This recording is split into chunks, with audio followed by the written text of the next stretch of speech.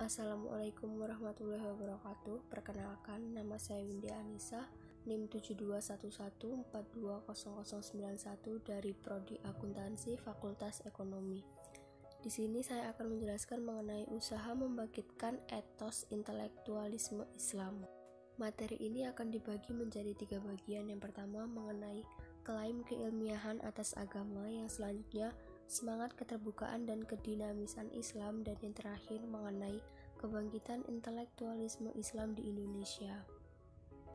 Yang pertama mengenai klaim keilmiahan atas agama.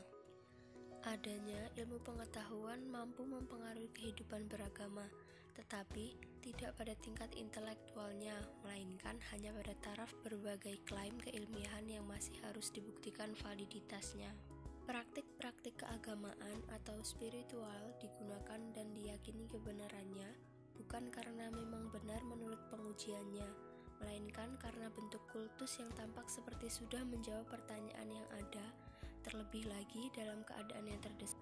Seseorang akan asal mencari pegangan yang membuatnya merasa puas dengan doktrin-doktrin keagamaan yang bisa meyakinkan mereka daripada argumen-argumen ilmiah.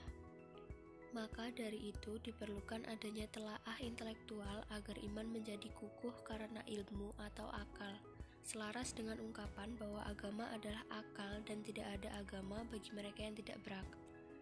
Yang tersirat dalam intelektualisme adalah jiwa yang kritis, yang mana pada jiwa tersebut merupakan pangkal intelektualisme dan paham keilmuan serta menjadi unsur konstitutif peradaban Islam selama berabad-abad. Kita dituntut untuk melakukan kajian mengenai nilai dan norma yang kita anut agar dengan begitu kita bisa menganutnya dengan penuh tanggung jawab di hadapan pengadilan Tuhan kelak dan di hadapan pengadilan sejarah dalam kehidupan sekarang.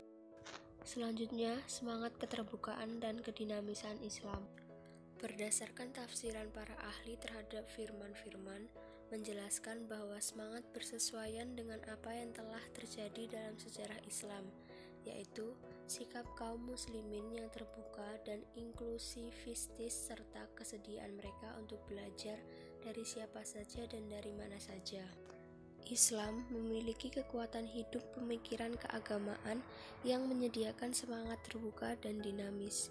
Adanya pengalaman permusuhan yang panjang antara Timur Tengah dan Eropa, orang-orang Barat sampai saat terakhir ini mengalami hambatan psikologis yang besar untuk mengakui utang budi mereka kepada peradaban Islam. Tapi, orang Yahudi dengan bangga menyebutkan bahwa zaman keemasan peradaban dan intelektual mereka ialah pada zaman Islam. Dari merekalah kita mengetahui sampai mana kontribusi Islam dalam peradaban dunia. Dalam bukunya, Dimon mengatakan bahwa peradaban Islam bukanlah hasil rampasan dari peradaban bangsa lain, melainkan tumbuh dari sumber mendalam kreativitas yang ada pada orang-orang Muslim itu sendiri.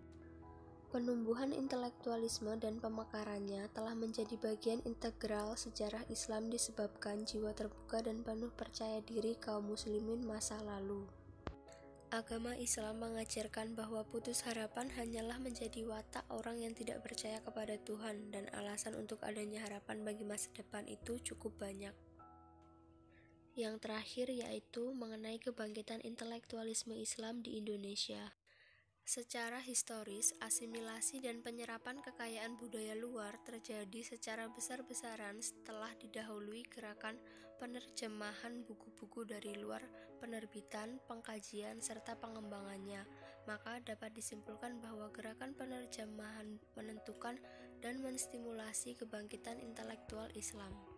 Islam adalah yang pertama kali menampilkan peradaban dengan muatan intelektual berskala internasional. Karena itu, kebangkitan Islam bersifat internasional. Setelah Islam, kebangkitan internasional disusul oleh Eropa yang disebut Renaissance, yang dimulai dengan gerakan penerjemahan, pengkajian, dan pengembangan karya-karya ilmiah dari dunia Islam.